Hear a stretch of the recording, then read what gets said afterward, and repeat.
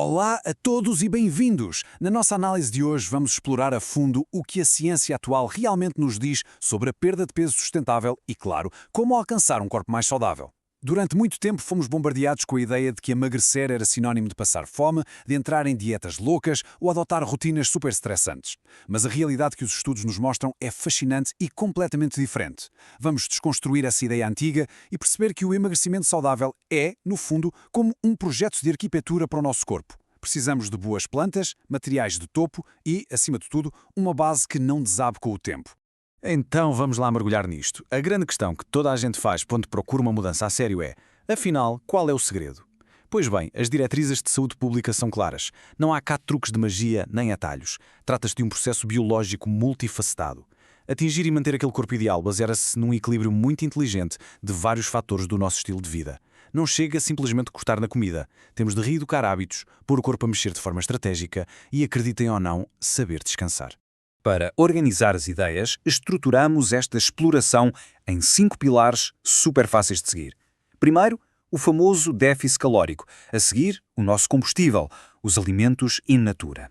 No terceiro ponto, vamos falar do motor, ou seja, o movimento. O quarto pilar é a higiene do sono. E, para terminar em grande, o nosso navegador, o diário alimentar. Começamos então com o pilar número 1, a base. Vamos falar sobre a ciência do déficit calórico.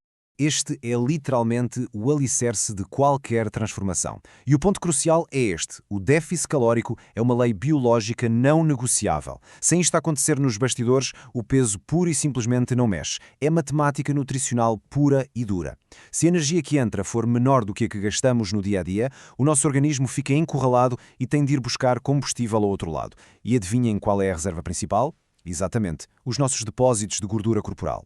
É este mecanismo, e só este, que dá o pontapé de saída para o emagrecimento. Imaginem uma balança. De um lado temos a energia adquirida, que é basicamente tudo o que comemos e bebemos, e aqui muita atenção àquelas calorias líquidas disfarçadas, como os sumos ou o álcool.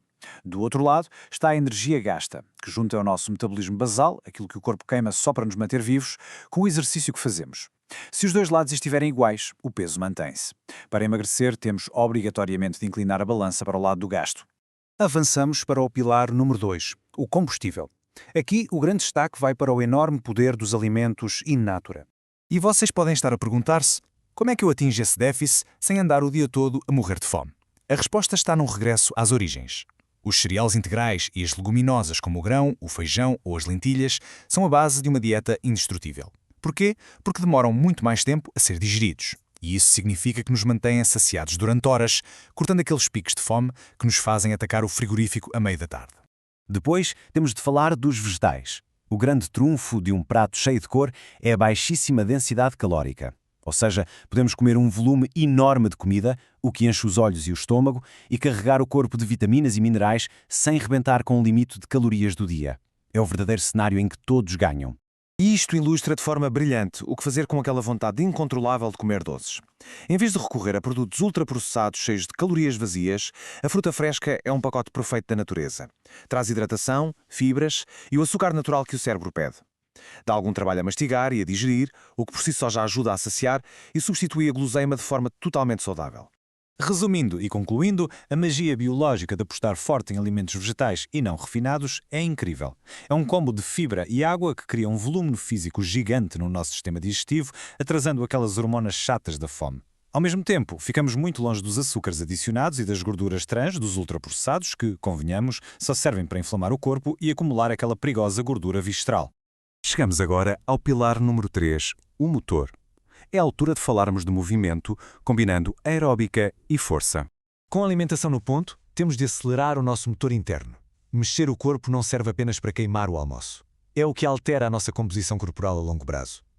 Muita gente acha que emagrecer é só fazer horas de passadeira, mas a ciência manda-nos misturar as coisas. A componente aeróbica, como correr ou nadar, é brutal para queimar calorias na hora e proteger o coração. Contudo, o treino de força, a bela da musculação, tem um papel estratégico espetacular. Ao ganharmos massa muscular, estamos a construir tecido que gasta imensa energia. Ou seja, um corpo com mais músculo é um corpo que queima mais calorias, mesmo quando estamos simplesmente sentados no sofá a descansar. E claro, vai muito além da balança. Aqueles 150 a 200 minutos de exercício por semana são um autêntico escudo protetor. Melhoram imenso a forma como o corpo lida com a insulina, o que previne o aparecimento da diabetes tipo 2. Baixam a pressão arterial, protegem o coração e, muito importante à medida que os anos passam, mantêm os nossos ossos e articulações fortes e saudáveis. Vamos passar ao pilar número 4, frequentemente esquecido: o herói anónimo. A relação estreita entre a higiene do sono e a perda de peso. O que é super interessante aqui é que o sono é muitas vezes o calcanhar daqueles das dietas. A nutricionista Gabriela Barbosa usa uma metáfora perfeita, a ideia de um tripé. Nós podemos ter a alimentação mais imaculada do mundo e treinar como atletas profissionais, mas se o terceiro pé do tripé, o sono, falhar, a estrutura cai por terra. Um corpo exausto entra num estado de alerta e bloqueia todos os processos metabólicos saudáveis que andamos a tentar construir. Vamos lá ver o efeito dominó que isto tem nas nossas hormonas. Começa com uma noite mal dormida. Durante a noite o corpo regula tudo. Se o descanso for mal, a leptina, que é a hormona que diz ao cérebro "já estou cheio", sofre uma quebra gigante. Ao mesmo tempo, a grelina, a hormona que diz "tenho fome", atinge picos gigantescos. No dia seguinte andamos exaustos e o cérebro pede energia rápida, o que se traduz naqueles desejos loucos por pão, doces e gorduras. O resultado final? Acumulação de peso, sem qualquer dúvida.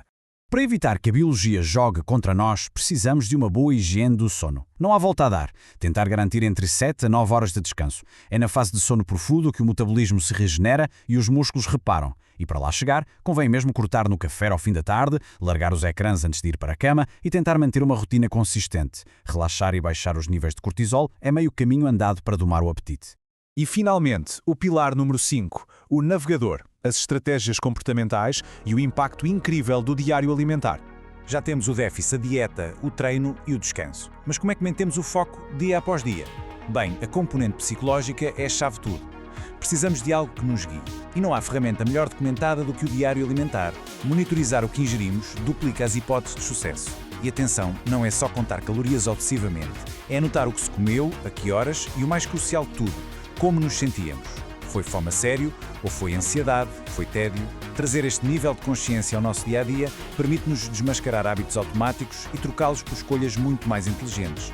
A acompanhar o diário, temos a prática da alimentação consciente e isto faz toda a diferença. Hoje em dia é um clássico comer no carro, a responder a e-mails ou agarrado ao telemóvel. Mas o truque é mesmo travar. Sentar à mesa sem distrações visuais e mastigar com calma. Se comermos mais devagar, damos tempo ao estômago para avisar o cérebro de que a dose já foi suficiente. Acabam-se assim aqueles episódios em que de repente percebemos que comemos o dobro daquilo que precisávamos. E com isto, chegamos ao fim da nossa exploração. O que toda esta ciência nos prova é que um emagrecimento saudável e definitivo não tem de ser um sacrifício cego durante meia dúzia de semanas antes do verão. É um compromisso para a vida, uma abordagem holística. Passa por respeitar a matemática do nosso corpo, voltar à comida real, pôr os músculos a trabalhar e valorizar as nossas horas de sono. E sabem que mais? Não é preciso mudar tudo amanhã. A verdadeira questão que fica no ar é qual ou quais destes 5 pilares poderiam começar já a integrar na vossa rotina, dando assim o primeiro grande passo para um estilo de vida fantástico. Fica a reflexão.